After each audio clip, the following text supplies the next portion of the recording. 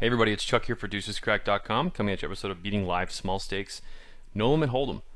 In this week's episode, we're going to be talking about getting max value. Really generic phrase, and I think kind of interesting because this week we're not really focusing on what you would typically focus on when people talk about getting max value, right? If someone said, we're focusing on helping you get more value with your hands, you'd probably be taught, especially with what we've learned about population play, probably be taught a lot about sizing your bets more effectively, betting bigger, targeting opponents that are willing to stack off with weak hands, one pair hands against our strong ranges, and that's fine. But we've really covered that a lot. This week, I kind of want to talk about paying attention to what's happening on the table and using that to get maximum value. A lot of what we're going to be talking about today is actually against short stacks. I guess I've played in some games. I've played in some 1-2 and 1-1 games when they're deep across the table. It's much more common at 2-5, I'd say, where maybe like a 2-5 game slowly turns into a 2-5-10, and that plays real big. But in general, especially in these casinos that I play in, and most of the time when the games get good, you have players sitting down with $100, $80, $60, and they're a pretty big part of the game, right? No matter what, you're gonna have 2 or 3 of those at the table. Typically, they don't play very well, so it's some of the easier people to get all your money in against. So we're gonna focus a little bit on them, and not so much, but real quick reminder, kind of about the details. A lot of what I'm going to talk about in this specific episode doesn't really do you much good if you're not paying close attention to all the details at the table. And the first thing is, these details are always available to you. And this is obvious, but important to remember, specifically because, I often think of Doyle Brunson in this spot when he kind of gets a little, it's almost agitated, I guess, on televised poker when players are asking him how deep his stack is, right? Like, oh, how much do you have left? And he says, I don't tell. It's right in front of you. And not that I have any opinion on that, but the idea of asking someone how much they have left or just saying all in when you could say an amount that actually puts them all in instead, it's little things that will get your opponents to think. So it's important to be paying attention to these details when no one really knows that you actually care. And it's just train yourself to keep track. Part of this is for me because I openly want to admit that I'm pretty bad at this. A lot of what I do to keep my good image and being personable and talking a lot at the table can cause me to kind of not notice that maybe that last pot, while it seemed rather insignificant because I was joking with the 2 players to my immediate left, actually took that person from 80 big blinds deep to 175 big blinds deep. And yeah, you can notice that, but hey, maybe the 3 green chips that are in play are actually now in that player's stack. Maybe he doesn't stack his chips correctly, or I just don't really think about it. Just important to pay attention to these things. Anywho, diving into our first hand here, the hero's in late position with the ace jack of spades. There's two limps to us. The play to my right I actually remember quite well. He was a nice guy, obviously seemed to know what he was doing a little bit with poker, and one of those guys that kind of kept picking up his stack of chips and looking at it as if to say, like, I can't believe this is all I have left. Something you see kind of often, right? A phrase that might be muttered there as well is, I need to make a move soon, right? There's really only one move you can make when you're short stacked, right? So I guess I need to get it all in soon would be more appropriate, but hey. In this situation, I like to make it 12 with ace jack of spades, just a straight value play here. We have a strong hand. Really don't mind if these blinds come along. Both these players are to my right, the shorter stack, so I actually could play really well in position. This is a very standard spot for us here. And the 2 villains call. So we've got 39 in the pot. The flop is ace 2-2 rainbow. This is, kind of an not really that unfortunate situation. Like, there shouldn't be too many 2x hands in our opponent's range, really, ever, right? Yeah, pocket 2s, maybe some ace 2. The player to my right, like I said, seemed to know a little bit about poker. And I don't think he's open limp or limping behind with like a king 2 or queen 2 suited. Um, One thing to keep in mind if you are counting some of those combos, we don't block any jack 2 suited combos here because we have the jack of spades. But if we had like ace jack with the jack of diamonds, then jack 2 of diamonds is not a possible hand for our opponent to have. Regardless, it's a good dry board. We have ace jack. I think it's safe to assume that most ace king and ace queen hands would be open raising, checks to us, and we bet 25 into 39. A little bit about this flop bet sizing. I think it's rather unnecessary. I mean, maybe rather unnecessary is kind of pushing it, but if you look at the size of the stacks, and this is kind of a details moment here, if you look at the actual size of the stacks and there's already $40 in the pot, anytime someone check calls this flop, we're essentially committed on any turn card here. Not like 110%, but it's going to be really tough for me to fold if the turn's an 8 and the other villain goes all in. And now, if I bet 25 and he calls, so there's going to be 90 in the pot, so it's less than a pot size bet for all in.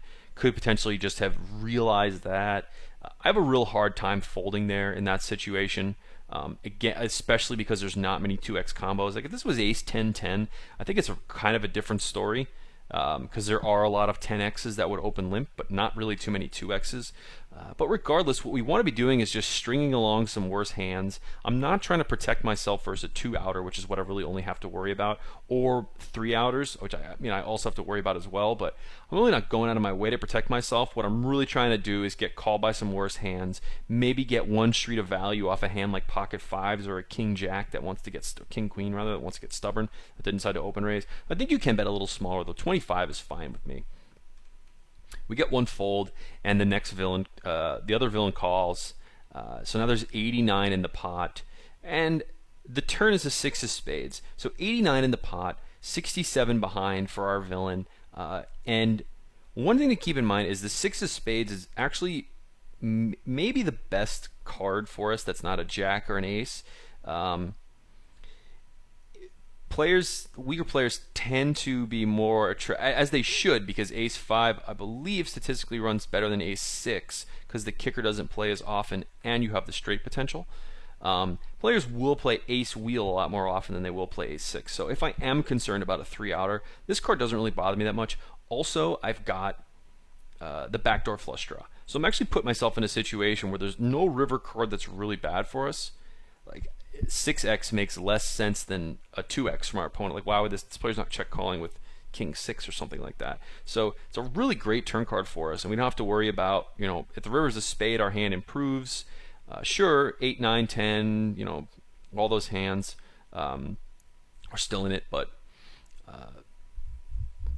in this situation, the villain checks, and I announce all in.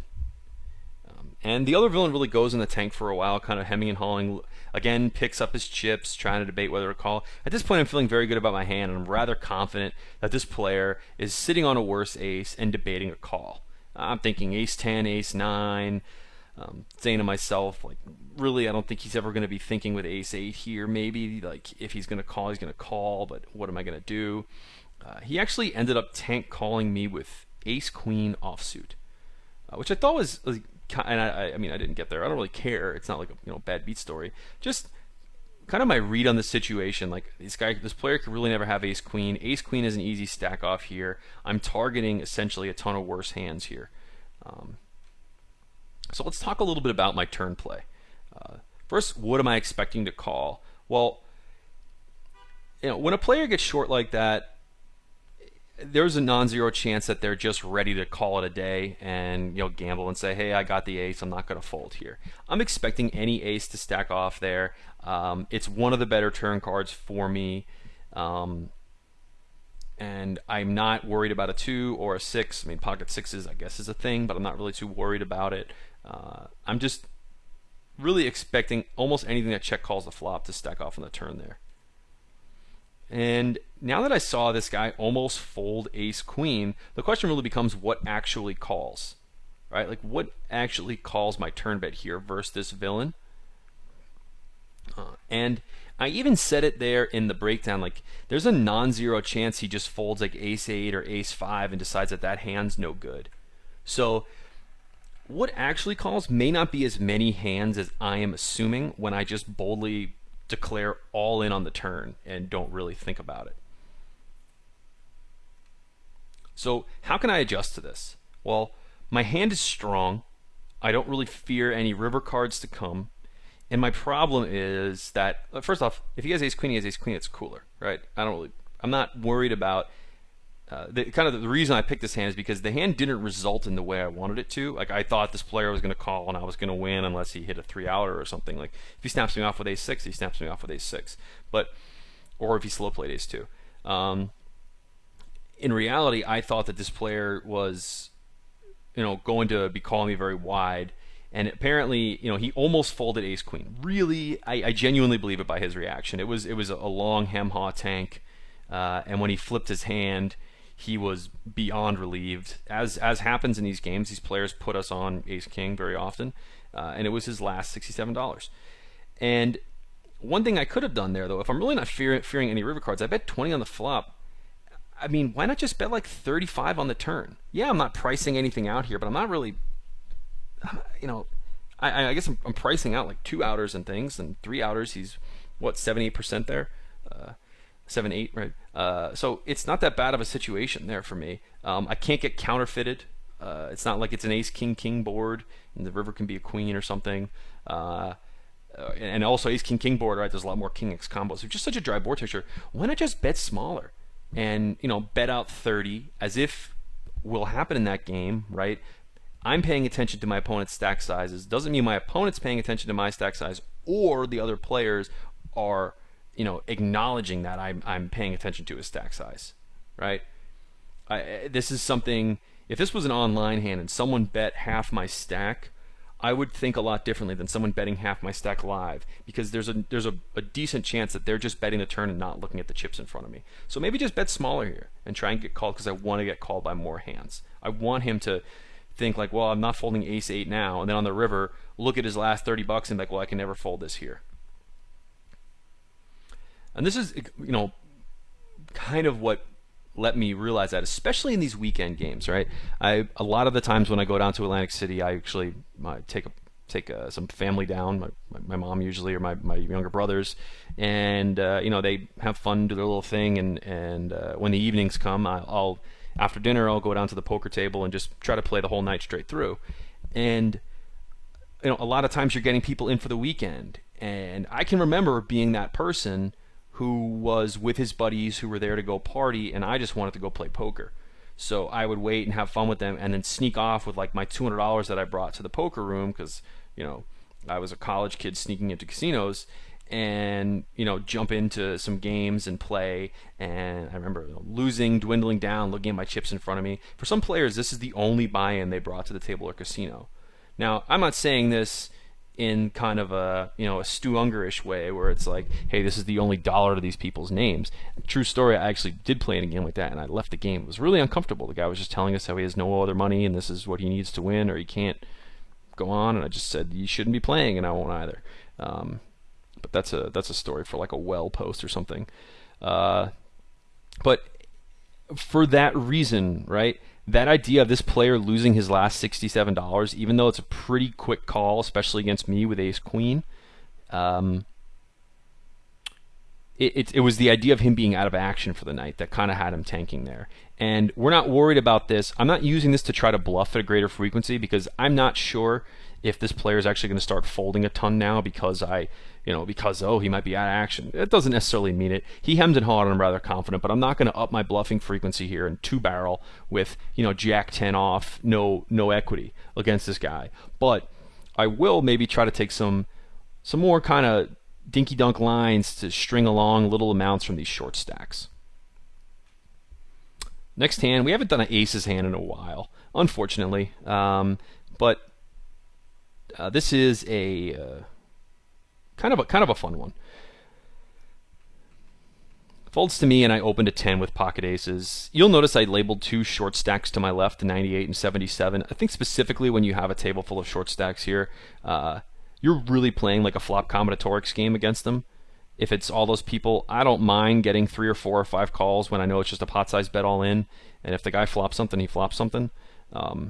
Really doesn't. Actually, we did do aces hand last week, sorry, but it doesn't bother me that much. And this was my standard open in the game. The 2 short stacks do call, as well as the villain in the big blind, who's the only player at the table who was deeper. And there's 41 in the pot now, and we flop ace 9 to rainbow. Checks to me, and I bet 20 into 41. I opened to 10. This is going to seem like a rather standard continuation bet for everyone at the table. And I do have one deeper stack in there. I kind of want to get some peels. There's, it's a multi-way pot. We're going to talk a little bit about other options on this flop later on. But for now, the hero bets 20. Both villains fold, and this other villain makes it 65 to go. So, I mean, this is a great situation for us, right? We have top set. There's no flush draws for Teddy KGB to have, although I think that was an ace-9-6 board. But before we really even decide what we're going to do here, what does our opponent's range look like? Well, let's talk about, again, the one thing we always want to avoid is contradictions. We never want to contradict ourselves when we're assessing our opponents. And one thing we've agreed on since week 1 is, again, a check raise or a big raise on any street in these games typically reads a lot of strength. So what did our opponent have? Could our opponent have?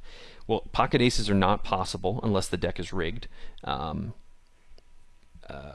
9s, pocket 2s, ace 9. I'm ace 2. I'm going to go ahead and discount some 9-2 combos because, I mean, I guess there's 2 combos of 9-2 suited, but I don't think that's really possible. But our opponent's range is typically very, very strong here. And other than that, like, the hand really wouldn't make any sense, right? This would be, as I like to call it, the Mike McD. Just going to outplay this guy this hand. Like, here's a dry board. I'm going to go ahead and check raise bluff. Which, really, honestly, if we're here with ace-jack, ace-10, maybe that does work against us pretty well. And something we should keep in mind. But, like, if this was me with ace-10 of hearts, and I open raise to 10 and got 2 calls, and then this villain check raised in this spot, think about what you'd be doing there. That's a pretty tricky spot, especially if we're giving our opponent a ton of strength on these check raises. Now let's talk a little bit about the turn cards here. What could bad turn cards be? Now, a bad turn card is one of 2 things, right? A card that kills our hand, of which there are none on this board texture, right? That's important. Or a card that could kill our opponent's hand. So we're looking for cards that can make it so that the money really won't go in. That would be a bad turn card for us, right? In this situation, also a bad turn card could be, as I said, a card that kills our hand. But so let's go back to what our opponent's range was: ace 9, ace 2, pocket 9s, pocket 2s for value range, right? Well, there is only 1 ace left in the deck. For ace 2, there are 2 9s that are going to be bad for our opponent. And I think a king might be a bad card, although I'm not so sure someone's going to fold flop top 2.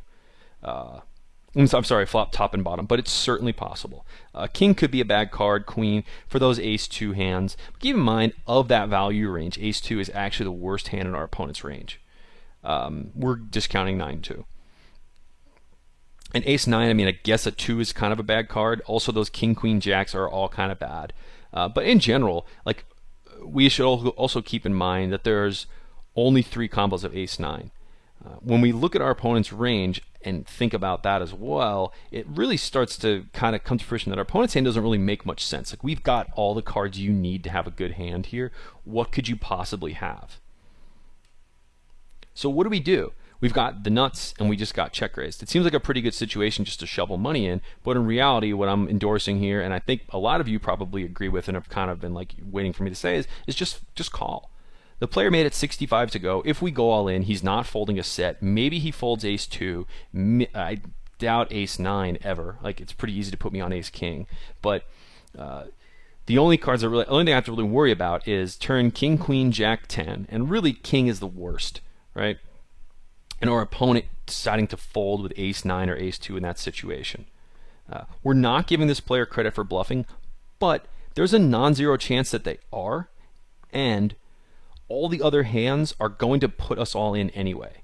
This board texture doesn't really present any difficult cards for our opponent. There's no turn, there's no like, it's not like it's ace 9-2 with spades and the turn is the 8 of spades and the guy's going to think for 3 minutes and fold ace 9 of hearts face up thinking I think you have the flush or something to that effect. That's not going to happen here. So in this situation, it's a good spot for us just to call and let our opponent barrel down. And it's an added benefit that you learn more about the player in this situation. I mean, if I go all in, they can hem and haw and decide to fold. But you know, we really want to get value from bluffs, and we also want to protect ourselves, and we don't want to push our opponent off. We don't want to let this player make a big fold. So I guess the question then becomes, do I always flat the nuts to a check raise then? And the answer is you know, pretty clearly no. Right? We're not always going to be flatting the nuts to a check raise. We don't have many always rules besides, like, I don't know, always be respectful or something like that. But there's going to be some situations where when we do face a check raise, we want to get the money in. And when is it when we want to get the money in? First off, like when there's literally no risk of a fold. Like if he had made it 200 and I was like, you have 40 left, like I'm not going to call there and slow the game down and be kind of rude, because that could actually be misconstrued as a slow roll. This is part of the details as well and kind of part of the image. But we're working to maintain a happy, friendly game. As cheesy as that sounds, it's really important to us. But we definitely want to put the money in when there's no risk of a fold, or if, you know, just we're so positive this other player has a hand.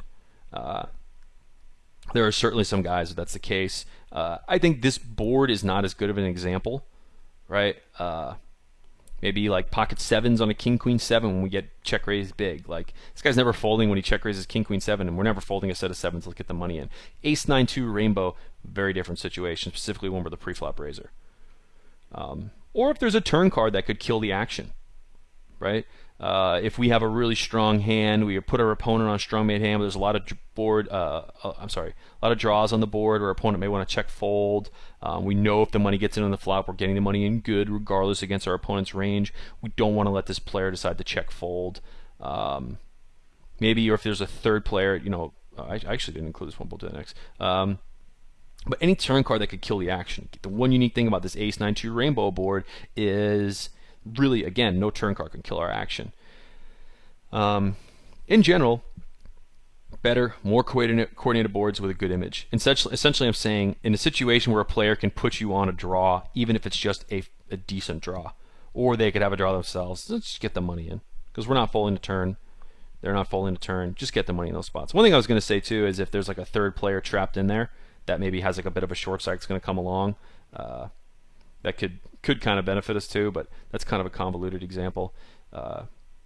So essentially what I'm hoping is when these situations come up, you're not automatically defaulting to a certain course of action. You're allowing yourself some time to evaluate the situation and then think what's best.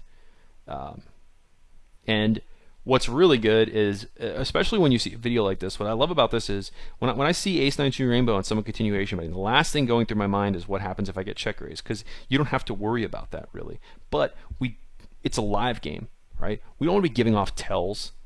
We don't want to be shaking in our place or confused and not knowing how much that player has behind in the middle of it, because these are things that even if these players don't pick up now, eventually we all want to be playing bigger. One day we all want to be at the main event of the World Series of Poker final table or something, right? And it's good to develop these habits early, and it's good to stick with that. If you think, comparing live to online, if I check raise someone on an ace 9-2 rainbow and they tank and decide to call, I'm feeling pretty good about making a nice size bet on the turn and maybe getting them off their hand. So just something to keep in mind. So finally, on getting max value, we're doing this hand again. I get called by the two short stacks, but in this case, the big blind decides to fold. So there's only, I guess there'll be $33 in the pot. Still the ace 9-2 rainbow flop. And I just want to talk a little bit about flop action here. With $30 in the pot, we really have, and a very dry board texture with two short stacks against us, there's really not that great of an incentive to continuation bet here. Any ace-x combo, we have no problem getting all the money in on two streets. Anything with no pair is really not calling. We would love for this player to hit runner, runner, two pair, maybe have flopped a pair of nines and continue and bet for us, and then we get the money in on the river. All those situations. We really don't risk much. Like, essentially what I'm saying is any hand that if we bet and get it in three ways on this flop, any of those hands that these opponents could reasonably have, especially given the fact that we have two of the aces, that's going to happen anyway, so I'm not very worried. I mean, maybe, you know, the mid villain has pocket nines and goes all in, and the other villain has a weak ace and calls but wouldn't call if we bet. But in that case, I'm arguing for a check again. Essentially what I'm saying here is, despite how aggressive we've been in every one of these, you know, these videos I put together, this situation is one that warrants us pumping the brakes to get max value, right? A poker hand, we've got 4 opportunities to get all of our opponent's money: before the flop, on the turn, on the river. In this situation, because of this their opponent's short stacks and the fact that they called 5 big blinds, we can do this effectively on 2 streets, right? I mean, what am I going to do? Bet $10 here? And, you know, hope they call. I don't think it's even worth it. As opposed, if we could check, maybe someone bets 20. I know if we call, there's less than a pot size bet left. It's pretty easy to do. And we also let our opponents play a little bit of catch up.